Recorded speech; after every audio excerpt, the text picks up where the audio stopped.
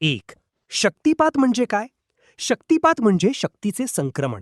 प्रत्येक माणसाच्या शरीरात चेतना म्हणजे प्राणशक्ती असते. या चेतना शक्तीचे जागरण हा फार महत्वाचा टप्पा असतो. महापुरुष अगर सत्पुरुष यांची प्राणशक्ती शिष्याच्या शरीरातील प्राणशक्तीला जागृत करून परत सद्गुरूजवळ जाऊन थांबते. याला शक्तिपात म्हणतात. मराठी भाषेत जो रूढ अर्थाने शक्तीचा रास याचा इथे संबंध नाही. सूतसंहितेत शक्तिपात हा शब्द आलाय. जेथे शक्ती जागृत होत नाही तेथे आत्मसिद्धी येऊ शकत नाही. सूतसंहितेवरील भाष्यात माधव स्वामींनी पतंती पात या शब्दाचा अर्थ जाणे किंवा देणे प्रकट केला आहे. शक्ती नेहमी मोठ्यांकडून लहानांकडे, उंचावरून खाली जात असते. शक्ती संक्रमणात मनात हेच घडते, म्हणून शक्तिपात हा शब्द आलाय. 2. शक्ती जागृत होते म्हणजे काय होते? जागृत होते याचा अर्थ झोपलेली असते असा नव्हे. चेतना ही चित्ताच्या म्हणजे मन, बुद्धी, इंद्रिय यांच्या माध्यमातून बहिर्मुखी किंवा जगदाभिमुखी असते तेव्हा ती निद्रिस्त असते असे म्हणतात. व ती जेव्हा अंतर्मुख होऊन ऊर्ध्वगामी चैतन्यमुखी होते तेव्हा ती जागृत झाली असे म्हणतात. 3. कुंडलिनी जागृत नाही झाली तर काय बिघडते? परमार्थ वाटचालीत असा एक टप्पा येतो जिथे स्वानुभवाचे दालन उघडते.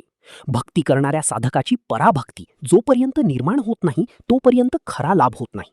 मार्ग कोणताही असला तरी शक्ती जागृती ही घटना घडत असते. स्वतःच्या प्रयत्नांनी शक्ती जागृत झाली तर तिचे नियोजन साधणे कठीण जाते, पण गुरुकृपेने झाली तर नियोजन ती स्वतः करते. 4. शक्ती जागृत होण्यासाठी फक्त हाच मार्ग आहे का? तसं नाही.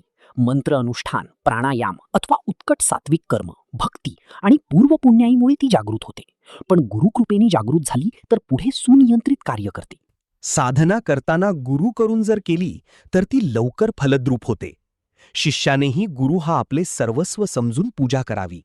गुरुचा हात जर डोक्यावर असेल तर ईश्वराचा कोप सुद्धा शिष्याला लागत नाही. देव जर कोपला तर गुरु वाचवितो, पण गुरु जर कोपला तर या समस्त ब्रह्मांडी तुम्हाला कोणी वाचवू शकत नाही.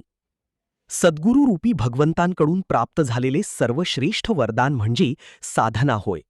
शक्तिपात दीक्षेद्वारे आपल्या सद्गुरूंकडून साधनेचे कृपादान होते. जेवढे आपले गुरुशक्तीप्रती समर्पण अधिक तेवढी आपली साधना समृद्ध होत जाते व आपण प्रगतीपथावर पुढे पुढे जाऊ लागतो. जसजसे आपणास साधनेत स्थिरत्व प्राप्त होते तसतसे साधनेतून मिळणारा अत्युक्त आनंद आपल्या व्यक्तिमत्वातून जाणवू लागतो. साधनेची स्थिती ही एक अशी स्थिती असते जिथे मन, बुद्धी, चित्त, अहंकार या सर्वांचा संचार संपतो, त्यांचा लय होतो व आपले संपूर्ण अस्तित्वच त्या शक्तीच्या अधीन होते. साधनेमुळे होणारा लाभ हा शब्दातीत असतो.